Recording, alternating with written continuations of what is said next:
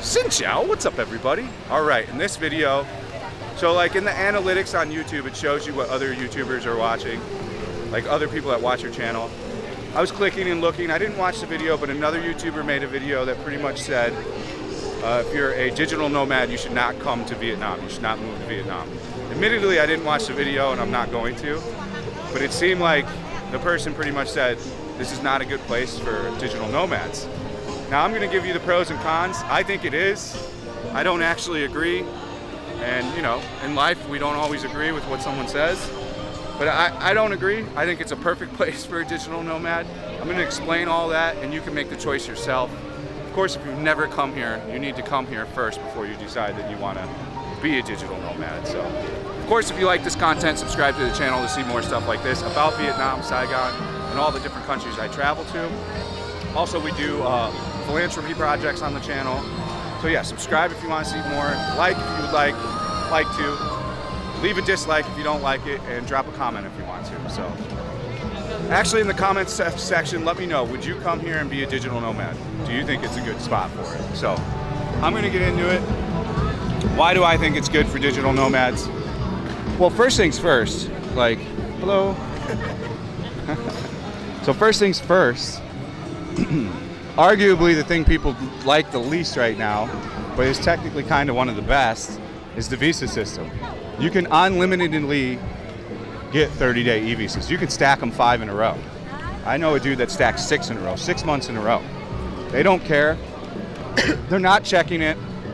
You'll see some guy on Facebook be like, after my 3rd one, they told me I can't come back. That guy definitely did something else, or gal. That person did something else to get on some kind of blacklist. That has nothing to do with the e-visa system.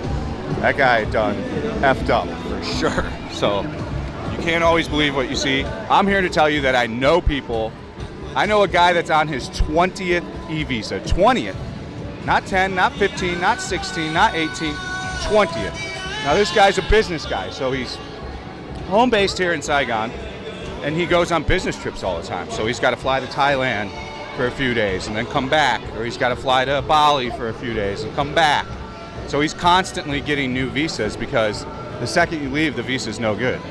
It's not a multiple entry visa. So I can tell you that it is 100% infinitely renewable. You can renew that sucker as many times as you want. You can keep doing a border run. You can do the 4-hour border run to Cambodia here, no problem. You can fly to Singapore and do it in 3 hours probably. There's lots of different ways to do the border run, but it can definitely be done. So I'm here to tell you it's totally possible.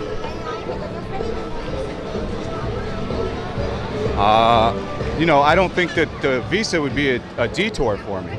Also, you can rent an apartment here when you are on that tourist visa. They don't care. Like I've helped a bunch of guys get apartments on their 30-day e-visa. They might ask you to pay a little bit more on a deposit. They don't care. They just want to know that you're going to pay the monthly rent and that you're going to pay the deposit ahead of time. And then you're good. They're going to move you in. So as far as living here on the visa, not a problem. Vietnam doesn't tax you if you're making money somewhere else. Now, if you are making money in Vietnam for a Vietnamese company, you would have to pay taxes here. Hello, xin chào. So if you're working for a Vietnamese company or doing work in Vietnam, then yes, you would have to pay taxes. But if you're remotely working at a job back in America or Australia, you don't have to pay any tax here. They don't double dip. And anybody else that tells you they do, they're completely wrong. I've verified this information multiple times. There is so much misinformation about Vietnam out there, whether it be in some bogus Facebook group or just from other people saying it. So I'm here to tell you that 100% they don't double dip. So if you're a remote worker, you've got no problem being here. I don't see why it would be a big deal to be a digital nomad here. I struggle to find reasons of cons. I guess one of the big cons is the 30-day e-visa, but that one in Thailand doesn't last forever. I think you can get like 5 months, 4 months, and then you've got to leave at some point, I do believe. I'm not an expert in Thailand visas, but I think at some point you still got to go. Granted, you could switch between Thailand and Vietnam. You could come to if you're going to live out of a backpack, which you should be doing if you're a digital nomad, meaning you're not going to acquire any stuff, you're not going to get a bunch of things, then 100%, like, super easy to stay in Vietnam and then bounce from Vietnam and go to Thailand for a couple months, ride out their full length of their visa thing. So go to Thailand, ride out their exact full length of their visa situation. After you've rode out their visa situation, you can come back here again for a month, 2 months, 3 months, however long you want to do the visa run. You can just keep bouncing around to places. You can go to Bali for a month. You know, it makes a bunch of sense to me to come here as a home base, like, especially if you do want to get an apartment and gather a few things, like get your own TV, like set up a computer, a gaming computer table, and get a nice gaming chair. You know, Vietnam has no limit on their e-visa. And like I said, they're not going to tax you if you're working remotely. So, like, in my opinion, these are all pros. Like, I don't know Thailand's system. I don't know how it works. I think you can stay like up to 9 months pretty easily. If you're over 50, you can get a retirement visa. They say you got to have 20 grand, but I guess there's agents that'll do it for you for like 300 bucks, and you've got your year visa. So it's a year visa for the over 50. Of course, if you got 17,000 extra dollars, you can buy the Thai Elite visa, which lasts for, I forget, like 3 years, I think, or 5 years. So you can buy your way into Thailand as well. And the e-visa is only $25. Like the total trip with the e-visa to go to Cambodia on the bus, do everything, I think it's like 50 bucks. I know guys doing it for like 35, so you can do it for like $4 each way. And then you might have to buy, I think you got to buy a Cambodia visa, but if you don't buy the visa, you can pay the guy off there, pay a little extra, like 500K or something like this. There's the streamer girl, she's been here forever. She started off with just a phone on a stick. Now she's got a light and a gimbal. I still don't know what platform she's on. She might be on Twitch or Africa TV. She looks Korean, but she's been streaming for years. So I'm not seeing too many cons of why, man, they opened the road. I was like, why is there a car? Mẹ ơi, hôm nay con mẹ sẽ không về, là một đứa con ngoan thật là không dễ. Đường phố bụi bặm, con còn ba vui tiền bạc không độ nhân vận. Terrible. Don't quit your day job, bro. So, to me, it's a lot of pros. I'm trying to figure out like why someone would say it's not really a good idea to like come here. Flying flute guy.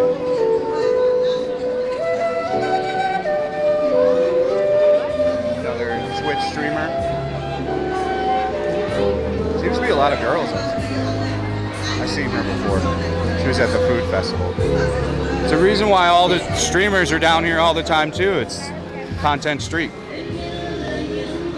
And then as far as like the cost of living, you know, if you don't drink, my cost of living per week, like out of pocket, I spend 50 bucks now.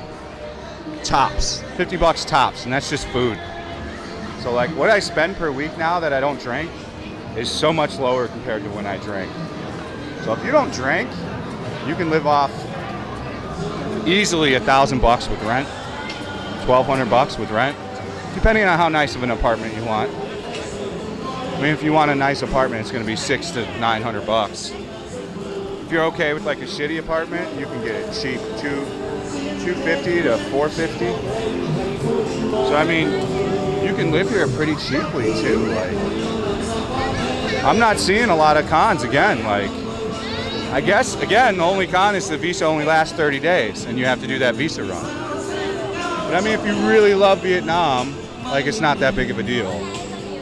Like I think people that get irritated with the visa run aren't like totally in love with Vietnam. This is just my thoughts and my opinion. You know, I'm not an expert on this. I'm just giving you what I think is logical.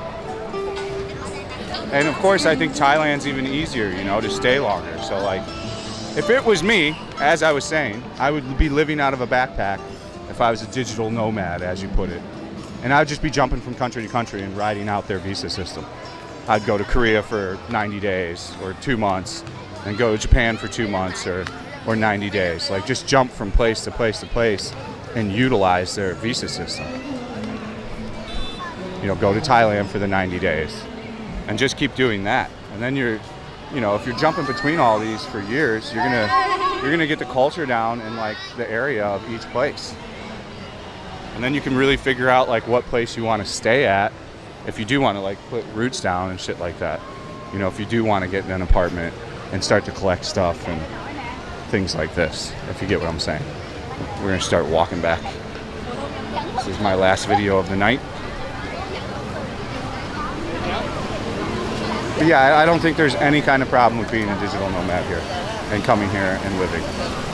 I don't, like I said, I didn't watch the video, so I don't know. It could have been that the person said it is okay to move here.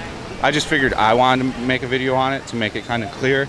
Because I know there's people that are looking up right now like, where should I go be a digital nomad and live?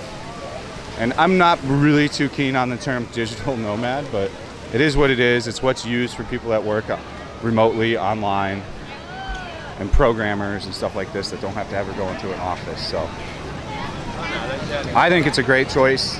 There's a few cons. I mean, I've rattled them off. You can watch other things on my channel and see like what I don't like about Vietnam and then what I do like about Vietnam video. And that'll give you some basis of other things that are good and bad here. But me personally, like I said, I'd be jumping around. I'd be staying at each place. And then if I wanted to, you know, I could home base here in Vietnam and go somewhere else every 30 days. I would never even do the visa run on Cambodia. Unless I had no money and I was broke, I'd be going somewhere new every 30 days. I'd be going to Malaysia or Kuala Lumpur or, you know, all over. Korea, Japan, everywhere's open. Hello. Taiwan, like I would be going to all these different countries. And I'd be trying the different things there, you know? And you can stay cheaply at all these places. Like, I'm not a hostel guy, but like, if you're in the hostels and all that shit, you can go places pretty cheap.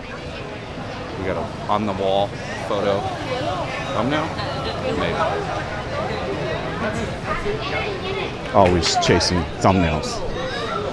Makes a big difference in a video, man. It'll make a video that has 2,000 views to 10,000 views just in the thumbnail. Personally, I like Vietnam. I like the food here. I like the culture here. You know, I like the people. They're extremely friendly. You know, it's not pushy at all. Like I said, I'll be in Thailand in about a month's time, and I'm gonna fully check out Thailand and give my honest thoughts on it. Like I said, a lot of expats, like expats living in Vietnam, are migrating to Thailand now because of the visa situation here. Like, a lot of people don't want to do that 30-day visa run. And Thailand's made it a bit easier to stay a much longer period of time. Like, there's some kind of volunteer visa too that a lot of people loophole through. I don't know how that works. And I think Thailand's going to be more inclined to keep all that shit around and never change it, because so much more of their GDP relies on tourism and tourists coming there and like living there and renting the nicer apartment for like $500, $600 a month, $450 a month. You know, from what I researched, I did a bit of research, like it seems very comparable, almost the same prices here. If you live in a nice apartment in the center of town, it's going to be expensive. If you live outside of town in an okay apartment, it's going to be cheaper. It's like any city that is in the world, any big metropolis, they're all the same. If you live in the happening part, downtown, where everything's going on, you're going to pay more for rent. You're paying for location. And then if you go to a suburb, or you go to an outer district or an outer part of the city, it's going to be cheaper. It's just like in LA. You go over the hill and go into the valley and shit's half the price. You know, it's not surprising. This is how all the cities work. So here you can do the same. If you want to go live, like I imagine an apartment in District 12 where we walked around is probably like $300 a month. You could get one for $250. Because it's out there, man. It's like 40 minutes out there. It's 40 minutes with no traffic. It was 48 minutes with traffic going back into the city when everybody's leaving and going back out to the suburbs. So I mean, it's out there. And that's why you're getting a cheaper apartment, because you're out there. Same with like District 7 with our new place. Like, it's out there, man. It's 25 minutes out there, 30 minutes. We'll see how it goes. I'm excited. We're saving a bunch of money. We'll see. It's going to be tremendous or it's not going to be tremendous. We'll find out once we're actually there. So yeah, those are pretty much my thoughts. Like, if you have any pros or cons to add into the digital nomad talk, please drop it in the comments. I'd love to have a dialogue about it, like, and honestly see what your guys' perspective is. But for me personally, I don't think it's that big of a deal. I think it's pretty good. You know, you got to do a visa run every 30 days, but that's really it. That's your only limitation. And as of now, you can stay here forever on the e-visa. There's already dudes here that have been here for a year on the e-visa. So I mean, and like I said, I got that buddy that's done 20 of them. And yes, you can stack them. Like, and there is only one website. I'll try to put it in the description if I remember. There's one website. It's 25 bucks. It's not that difficult. And like I said, if I'm doing visa runs, I'm going to a new country for at least a week every time, or at least a few days. I'm not going to just do the Cambodia visa run unless I just totally don't have any money. That's what I'd be doing now. Like, I'm giving you what I would be doing if I was not married and if I didn't or have a business where I could have got a TRC. I would be doing that. I would be literally doing exactly what I said. If I wanted to continue to stay in Vietnam, I would get a cheaper apartment. I'd put everything, all my shit in that cheap apartment, and then I'd travel out of a backpack, man. And I'd go different places for like a month at a time. And then come back here, maybe recharge the batteries for a month or two, save some money up, and then go travel again and wash and repeat. So I'm just giving it from my perspective. Everybody's gonna have a different perspective on this. Again, I'm curious to hear it in the comment section, so let me know. Let's have a conversation in there. That is the video. I thank you guys for watching. Stay frosty. I hope this was helpful for some of you on decisions to be made. See you on the next one. Peace out.